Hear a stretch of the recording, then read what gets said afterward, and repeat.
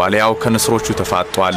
ፍልሚያው የዓለም ዋንጫ ማጣሪያ ነው። ያውም የብራዚልን ትኬት ለመቁረጥ የሚደረግ የመጨረሻ ትንቅንቅ።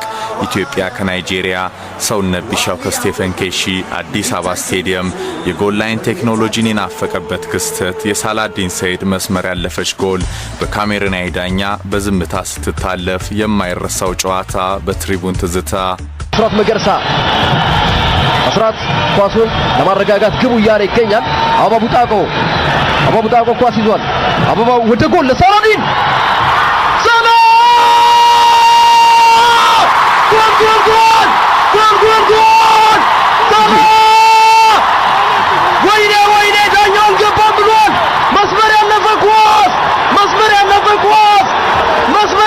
ኳስ በጣም የሚገርም ነው። መስመር ያለፈ ኳስ አዳነ ግርማና አስራት መገርሳ በመሃል ሜዳው ከጆኖቢ ሚካኤል ተፋጠጡ። ምን ያህል ተሾመሽ መልስ በቀለ፣ በኃይሉ አሰፋ ቱሳና ሳላዲን ሰይድ አረንጓዴው ንስርን ግራና ቀኝ አስጨነቁ። የዋሊያው ግድግዳዎች ደጉ ደበበና አይናለም ኃይለ ግዙፉ ኢማኑኤል ሚኒኬን አቆሙ። ስዩም ተስፋዬና አበባው ቡጣቆ ሁለቱም መስመሮች እየቀያየሩ ለመንቀሳቀስ ጥረት ያደረጉት ኮከቦቹ ቪክቶር ሞሰስና አህመድ ሙሳን ጠፍረው ዋሉ። አንድ ለናቱ የአዲስ አበባ ስቴዲየምም ለእሁድ ጨዋታ ቅዳሜ ከቤታቸው ወጥተው ካምቦሎጆን በአረንጓዴ ቢጫ ቀዩ ሰንደቃችን ባደመቁ የዋሊያው ድንቅ ደጋፊዎች ከአቅሙ በላይ ሞልቷል።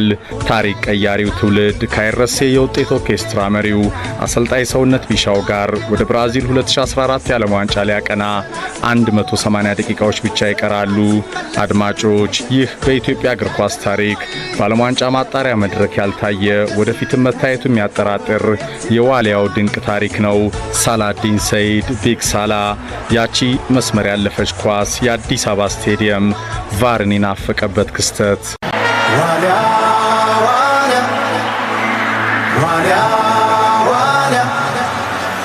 ዋሊያው በቁ እንዲታይ ሰንደቁ ወኔ ታጠቁ። A very emotional national anthem is this match to these people. But I can tell you that, as you can see from these images here, they are more than passionate about their team.